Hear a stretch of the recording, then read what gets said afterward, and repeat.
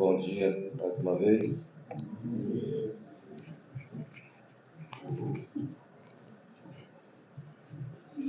Eu quero convidar a abrir nossas Bíblias no livro de Atos dos Apóstolos, capítulo 9.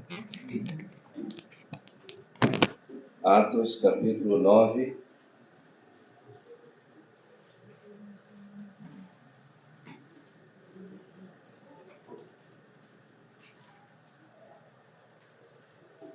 E nós vamos ler a partir do versículo 1.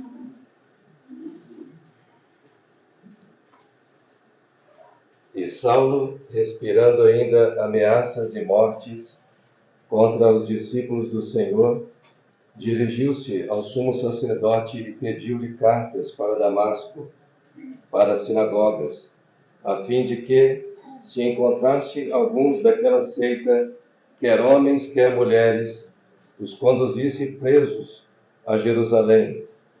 E indo no caminho, aconteceu que, chegando perto de Damasco, subitamente o cercou um resplendor de luz do céu, e caindo em terra, ouviu uma voz que lhe dizia: Saulo, Saulo, por que me persegues? E ele disse: Quem é, Senhor? E disse o Senhor: Eu sou Jesus, a quem tu persegues. Duro é para ti recalcitrar contra os aguilhões. E ele, tremendo e atônito, disse: Senhor, que queres que faça? E disse-lhe o Senhor: Levanta-te e entra na cidade, e lá te será dito o que te convém fazer.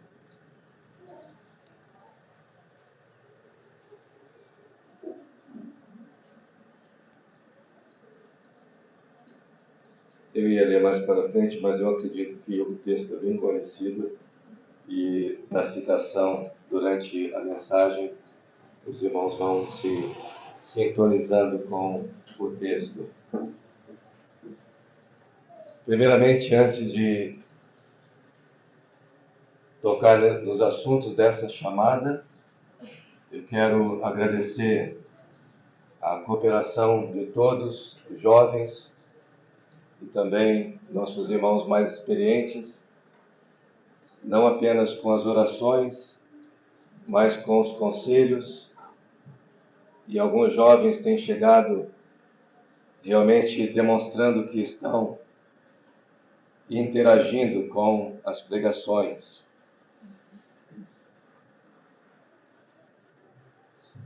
Eu vou dar alguns exemplos. Agora há pouco, Raniel falou da chamada dupla do galo. Eu nunca tinha pensado nisso. O galo cantou 2 vezes para Pedro. Chamada dupla do galo. Achei muito interessante isso. Uma irmãzinha também, acho que na chamada de Marta, ela disse que também achava que a maneira como o Senhor Jesus se dirigiu na primeira chamada foi de uma voz suave e mansa. Marta, Marta. Mas ela achou que se fosse falar na terceira vez, quando ela interferiu, seria bem diferente, talvez Marta. Eu achei muito interessante isso. Eu acredito que o Salvador, ele tem o controle sobre todas as coisas, mas valeu, irmão, eu achei que foi muito interessante isso. Talvez nós falaríamos assim, né? Na terceira vez, a gente falaria um pouquinho mais diferente. E agradecer àqueles que me ensinaram ontem sobre o cirandar. E essas coisas vão ajudando a enriquecer a todos nós. Ninguém sabe todas as coisas, irmãos. Ninguém sabe tudo. E esse convívio com jovens, eu fiquei tão animado com isso. Eu não sei se eu me sinto mais jovem ou se eu me sinto mais velho. Mas o fato é que é muito gostoso estar junto com vocês. Eu estou para dizer uma coisa aqui. Eu sei que a crítica às vezes precede o elogio, mas eu estou muito animado com o ânimo de vocês.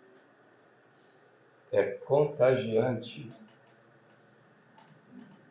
Então, o ânimo é um vírus contagiante, mas cuidado, o desânimo também pega. Então, vamos nos manter animados na palavra de Deus. E, baseado nisso, eu estou no quadro e estou rindo, já porque eu estou rindo. Ontem, Alex, de Lagoa Dourada, ele falou uma coisa ontem na fila, que eu achei muito interessante, falando aqui dos dias dessas conferências nossas. Ele disse assim: não vejo a hora de não acabar. Eu achei isso muito interessante. Mas vamos para a nossa chamada para Saulo de Tarso. É a 7ª chamada. É a última chamada individual que Deus faz a homens. 7 na Bíblia indica um ciclo completo, indica algo perfeito. Deus nos chama a todos, na sua perfeição, para atender, como nós pensamos, perfeitamente as nossas necessidades em todas e quaisquer circunstâncias. O número 7 na Bíblia, ele é formado da seguinte maneira: 4 mais 3, ou 3 mais 4. E nós temos 4 chamadas individuais no Velho Testamento, mais 3 no Novo Testamento. E é interessante a gente estudar as aparições do número 7. Por exemplo, as cartas, o livro de Apocalipse, aquelas cartas dirigidas às igrejas. São 7 cartas dirigidas às 7 igrejas. E aquelas cartas vão evidenciar um ciclo completo, ou seja, vai demonstrar em cada época do período da existência da igreja, desde Pentecostes até os dias atuais, cada uma daquelas cartas vai evidenciar um período de tempo, da maneira como a igreja age e a maneira como Deus atua sobre a sua igreja. Provavelmente nós estamos vivendo então nos dias de Laodiceia, aonde há tantos que nem quentes são, também nem frios, mas levantam as mãos dizendo: olha, nem lá nem cá, sou morno, e Deus está a ponto de vomitar-te. Mas agora a chamada para Saulo. Esse homem, ele aparece nas Escrituras pela primeira vez no capítulo 7, quando na morte de Estevão, aquelas testemunhas depositaram aos pés de um jovem chamado Saulo, depositaram ali as suas vestes, para apedrejarem a Estevão. Provavelmente foi naquela circunstância do apedrejamento de Estevão que Saulo de Tarso começou a resistir aos primeiros aguilhões. De tal maneira foi a sua resistência que, ao entrarmos no capítulo 8 de Atos, nos é dito que Saulo consentia com a morte de Estevão. E ele assolava as igrejas, entrando nas casas dos irmãos e levando cativos homens e mulheres. Arrastava-os para a prisão. E no seu testemunho, quem sabe até terrível demais para nós reproduzirmos, mas ele conta aquilo não com orgulho, mas ele fala das maneiras como ele tratou o povo de Deus. E pensava ele disse, que muitos males deveria praticar contra o nome de Jesus Nazareno. E nessa fúria, ele perseguia os irmãos, obrigando-os até a blasfemar, consentindo com a morte deles e demasiadamente furioso contra eles, os perseguia até por cidades distantes. Que ódio que esse homem tinha do povo de Deus. Quando nós chegamos no capítulo 9 da nossa leitura de hoje, nós vamos descobrir o motivo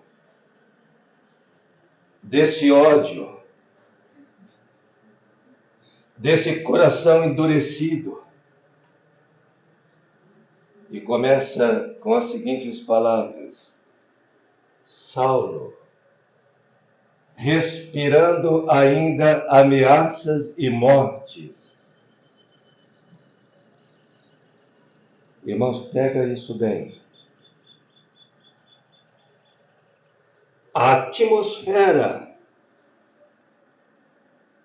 que Saulo respirava era uma atmosfera poluída. Era um ambiente tóxico. Era um ambiente maligno. De maneira que, introduzido nesses lugares, ele respirava ameaça e morte o tempo inteiro, resistindo aos aguilhões. Então, quero dar uma paradinha aqui.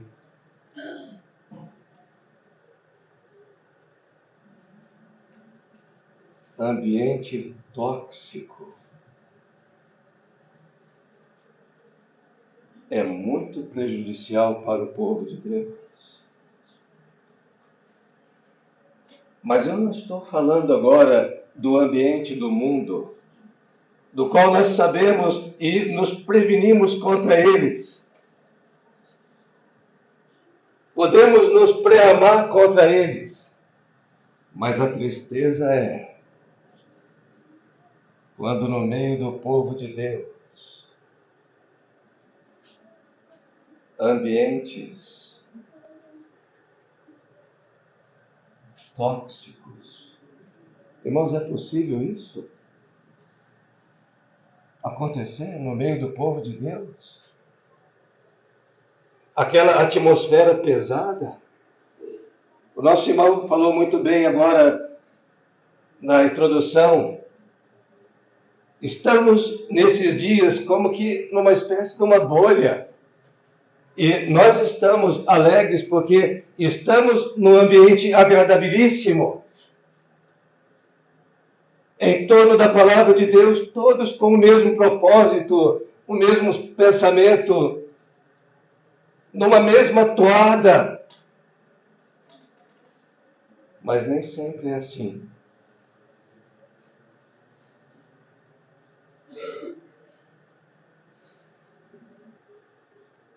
Irmão, desculpa se eu estou contando muita experiência. Eu não gosto de contar a experiência dos outros. Não que seja errado, mas eu não tenho tanta liberdade para isso. Eu tenho que contar o que eu passo.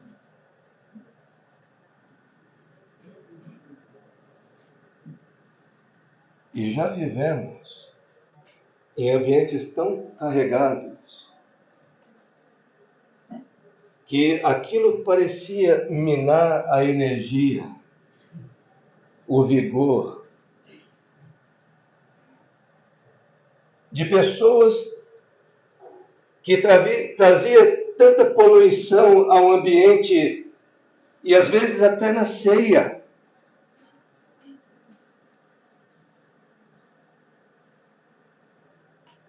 Quantas vezes a gente ministrando a palavra de Deus e havia irmãos meneando a cabeça.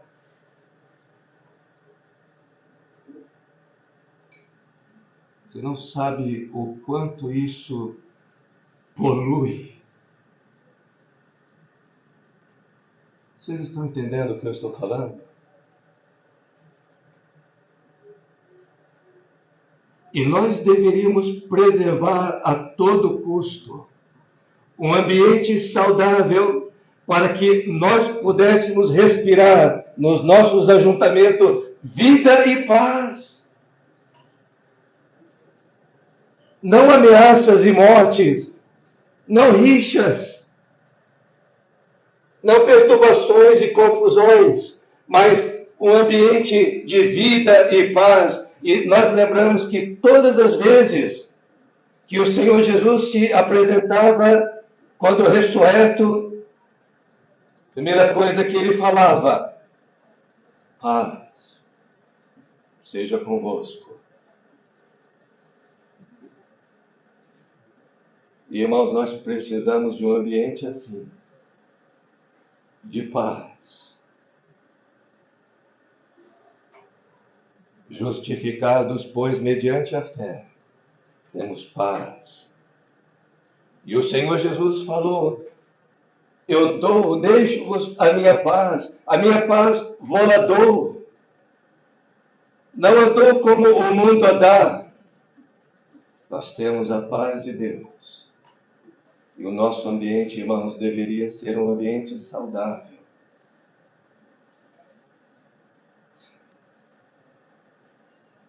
Eu lembro que havia uma pessoa numa reunião.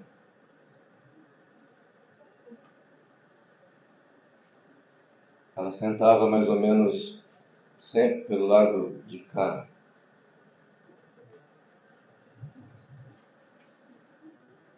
Às vezes eu não tinha coragem de olhar para cá e encarar um ambiente tão poluído, de um semblante desfavorável. Irmãos, um semblante caído é uma péssima propaganda para o Evangelho. Porque a felicidade do coração aformoseia o rosto, e um semblante caído indica que aquele coração não está bem. As coisas não estão bem lá dentro. Por exemplo, se você passa numa loja, pode ser uma loja de roupa ou de material de construção, mas vamos pensar numa loja de roupa e você olha naquela loja e você vê, a primeira coisa, ali a vitrine da loja. A gente não consegue olhar lá dentro da loja, mas nós olhamos a vitrine da loja e o que o dono da loja expõe na vitrine? O que tem lá dentro. E o que tem de melhor lá dentro é exposto na vitrine da loja. Irmãos, o semblante nosso, o ambiente em que nós vivemos, é uma vitrine para aqueles que olham para a igreja. Vendo os nossos rostos, deveriam ver o melhor do que está lá dentro. Eu espero que sim. Saulo respirava um ambiente de ameaças e mortes. Nós não devemos respirar tais ambientes, tal atmosfera vai prejudicar. E ele então pega cartas para a cidade de Damasco, ele vai aos sacerdotes e pega aquelas cartas para trazer cativo os cristãos que estavam em Damasco. E nessa sua fúria, ele segue, mas no caminho, lá antes de chegar na cidade de Damasco, o Salvador apareceu para ele. E nós lemos a chamada dupla: Saulo, Saulo, por que me persegues? Dura coisa é para ti recalcitrar, ou seja, resistir contra os aguilhões.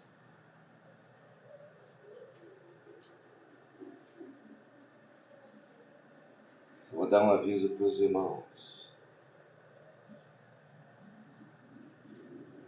Mexer com o Filho de Deus é muito sério.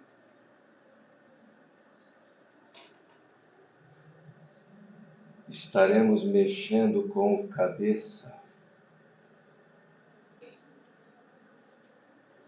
Tocar na menina dos olhos de Deus. Vamos provocar. E Deus vai se conduzir, como faz aqui com Saulo, para se interpor como adversário. Irmãos, é muito solene isso. O que eu faço com o meu irmão, de bem ou mal, estou fazendo diretamente a Cristo. Olha, se nós guardássemos isso em nossos corações, isso mudaria tudo. Agradar os irmãos é agradar a Cristo. Se Saulo perseguia a igreja, o Senhor Jesus se apresenta e diz: por que me persegues? E talvez Saulo poderia dizer: mas eu persigo a homens. Perseguindo a estes, o meu corpo perseguirá a minha cabeça. Saulo, Saulo, por que me persegues? Nessa estrada de Damasco, vai acontecer a conversão do Saulo de Tarso. Eu estou interessado nisso porque eu quero fazer uma pergunta depois para você. A conversão de Saulo na estrada de Damasco, para mim, foi da seguinte maneira: o problema do pecado exposto diante dele. Saulo, por que me persegues? Dura coisa é resistir contra os aguilhões. O pecado está exposto. O Senhor Jesus é apresentado ao pecador. Eu sou Jesus, a quem tu persegues. Pecado e o Salvador. E a conversão de Saulo. Senhor, que queres que eu faça? Essa foi a primeira vez na vida desse homem que ele pôde pensar em Jesus Nazareno, não com ameaças e mortes, mas olhando para ele. Agora, com o coração convertido, ele pode dizer: Senhor, eu creio. Senhor, o que queres que eu faça?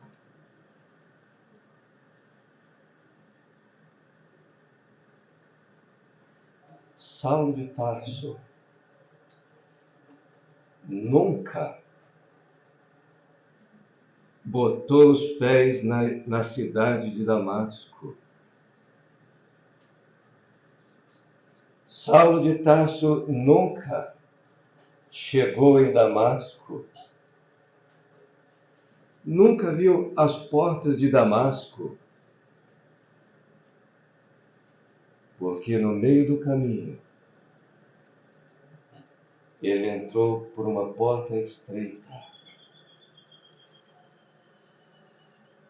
que agora o estava conduzindo para o caminho que leva ao céu. O Saulo de Tarso ficou no caminho. Paulo, servo do Senhor Jesus Cristo, é quem vai entrar em Damasco, um novo homem, uma nova vida, novos ares, uma nova atmosfera para respirar. A pergunta que eu faço para você, para os nossos amigos: você tem na sua vida uma estrada de Damasco?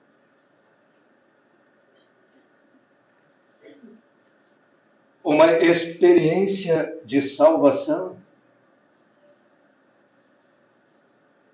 Aonde o velho homem, o velho Saulo, ficou para trás, e eis que surge agora uma nova criação, um novo homem, para respirar novos ares,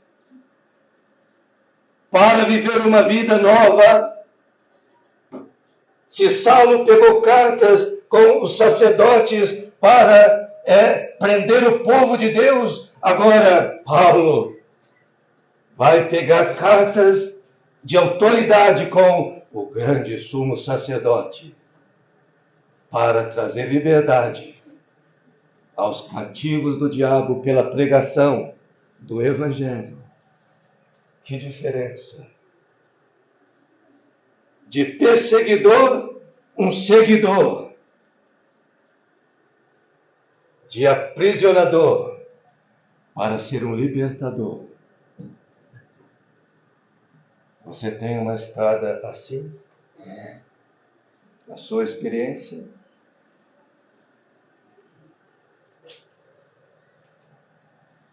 Nós sabemos que ele ficou cego 3 dias. Eu acho que isso foi importante para ele. Você lembra alguns dias, acho que foi, eu estou tão confuso, mas quando o nosso irmão pediu 1 minuto de silêncio,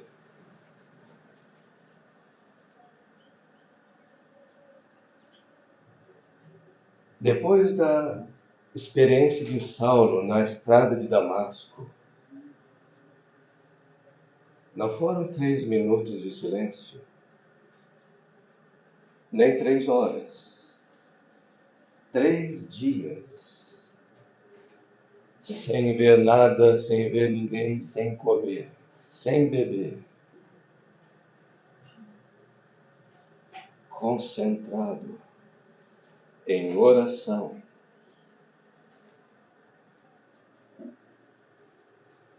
Para mim isso é muito importante, eu quero comentar algo sobre isso. Eu estou falando isso porque, ao ouvir o Evangelho, se logo imediatamente a gente dispersa para o futebol, para os afazeres e para as brincadeiras, talvez aquela mensagem que ainda está lá e o Espírito Santo querendo ainda aplicar e convencer, ela pode ser dissipada. Por isso, quem sabe, depois do final de uma reunião de evangelização, é bom. Eu estou lembrando de um irmão aqui, não aqui, mas ele contava que havia um lugar que, quando acabava a pregação do Evangelho, aqueles irmãos tinham o costume de ficar do lado de fora e conversando, e teve um irmão que falou o seguinte: olha, por favor, vamos embora para casa. Eu não estou dizendo que devemos fazer isso, Mas a essência do que ele queria dizer é: não atrapalha com conversas outras aqueles que receberam a mensagem do Evangelho. Pode ser que o Espírito ainda esteja falando com os tais. E Saulo ficou 3 dias. É importante isso. Orando a Deus. Isso me lembra de Jonas na barriga, no ventre do grande peixe. 3 dias para acertar as coisas, acertar o compasso. E Paulo agora 3 dias. É Saulo, mas você entende. Está orando a Deus. 3 dias. Não são 3 horas. E nem 3 minutos. E eu quero perguntar para você, e serve para mim também. Qual é o tempo da nossa hora de oração?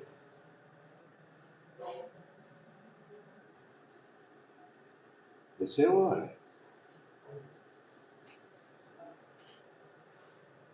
3 minutos? 3 horas? 3 dias? E a Bíblia diz: devemos orar o tempo todo. A oração não é somente irmos para o quarto. Isso é importante. Nos isolarmos algumas vezes para ter aquele momento de cegueira, não vendo nada, não vendo ninguém, entrando na presença de Deus para falar com Ele. Falamos com Ele com a oração, e Ele fala conosco com a leitura da Bíblia, e falamos com Ele nas reuniões, quando Ele se apresenta no meio do seu povo. Mas é importante, nós também sabemos, nós podemos falar com Ele o tempo inteiro, todos os dias, em espírito de oração. Saulo estava lá 3 dias. É uma pena, irmãos. Quando diante do trono da graça, da presença de Deus, nós somos visitantes, turistas, só de passagem, quem sabe, uma vez há tanto tempo depois. Visita de beija-flor. Não deveria ser assim.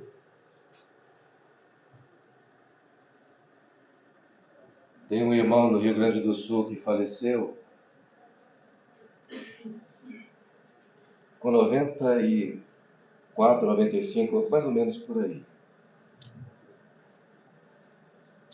Antes de morrer, os médicos chamaram o filho dele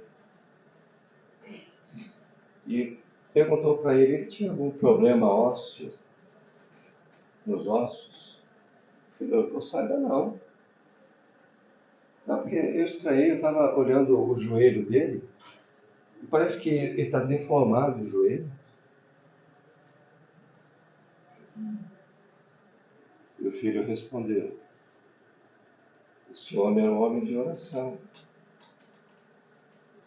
De oração. Os joelhos se deformaram. E Saulo esteve 3 dias desse jeito. Isso fez grande diferença na vida dele.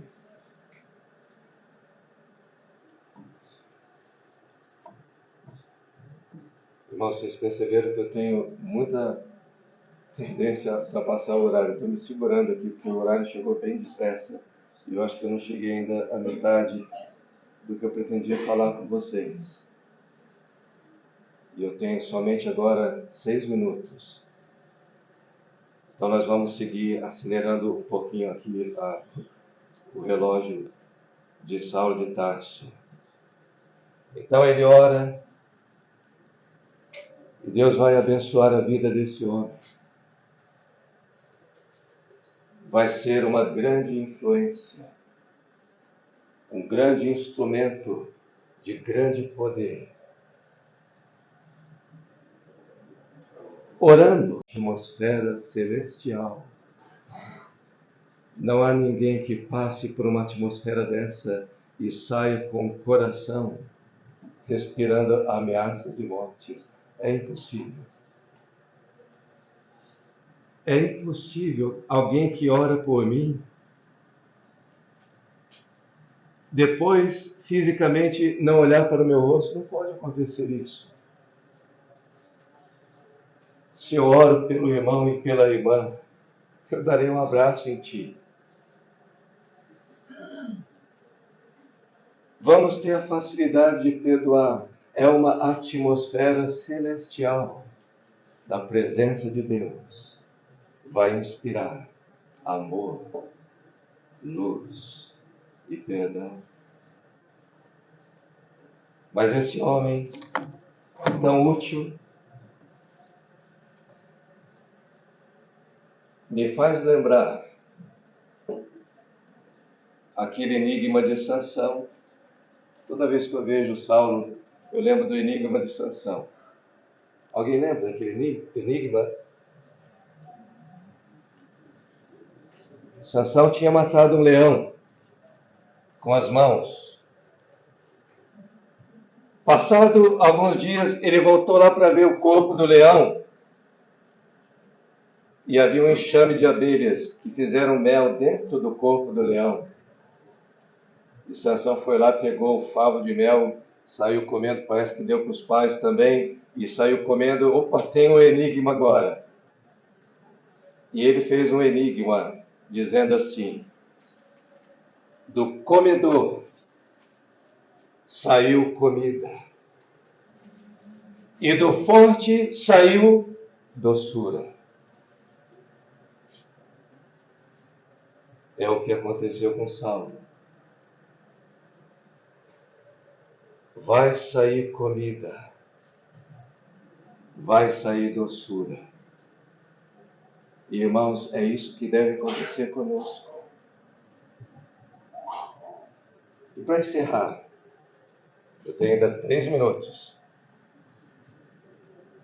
A gente falou de Saulo. É interessante você comparar o apóstolo Paulo com a vida de Jonas. Jonas, em desobediência, mas ele tinha em seu coração as suas razões, mas estava em desobediência. Ao invés de partir para Tarsis, ele vai para outro lado. Não deveria fazer isso. Uma tempestade surge no oceano e começa a agitar o barco, e o dorminhoco lá embaixo, tranquilo, dormindo, e os marinheiros apavorados, e quando encontra aquele homem dormindo, acorda, dorminhoco, e pergunta: mas quem és tu? De onde vens? Que fazes? De que povo tu és? E Jonas responde: eu sou hebreu e temo ao Senhor, o Criador dos céus, aquele que fez os mares e a terra seca. Sou hebreu e temo a Deus. Quando nós chegamos em Atos dos Apóstolos, o apóstolo Paulo, não por causa de desobediência, mas por causa da obediência, ele certa vez disse para o rei Agripa, diante da comissão que o Senhor Jesus deu para ele, ele disse em alta voz e bom tom: eu não fui desobediente à visão celestial. Olha, são poucos que podem falar assim. E Paulo falou: eu não fui desobediente à visão celestial. E por causa da obediência dele,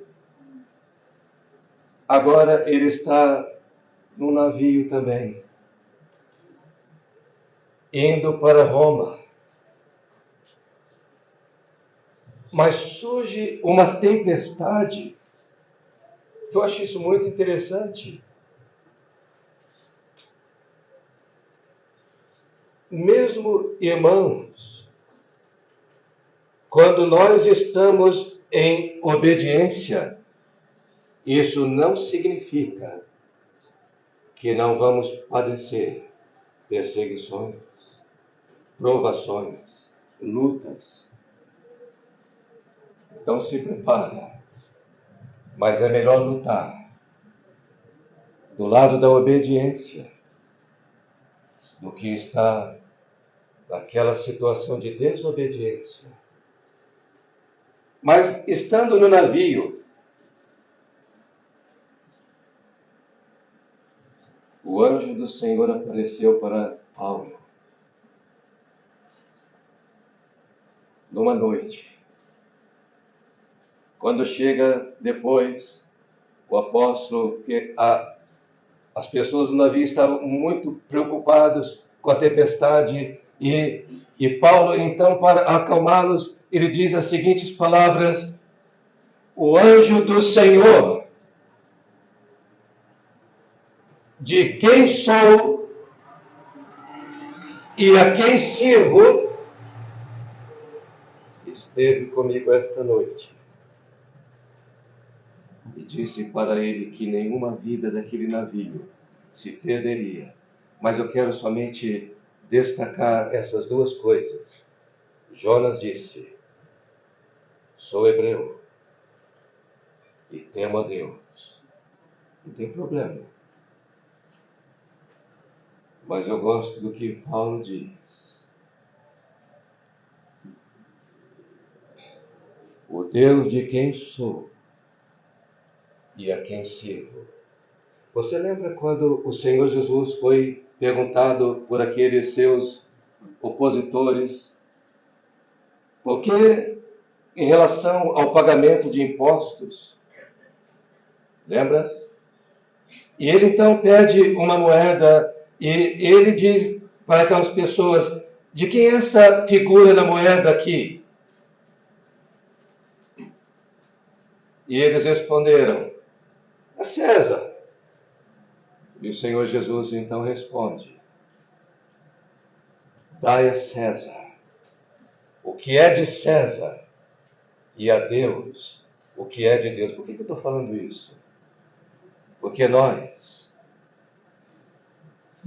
somos a moeda de Deus.